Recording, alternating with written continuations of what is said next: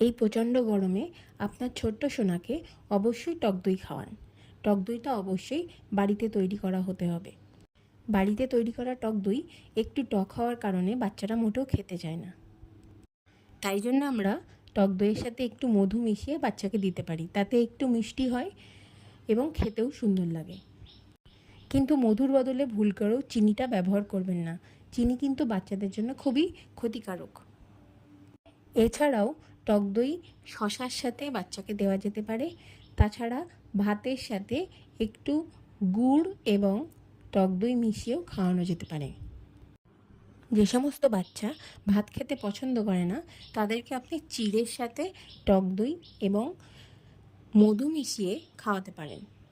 এটি বাচ্চার ব্রেন ডেভেলপমেন্টে এবং ডাইজেশনে খুব হেল্প করে। আর এই প্রচণ্ড গরমে শরীরকে ঠান্ডা রাখতে টক দইয়ের বিকল্প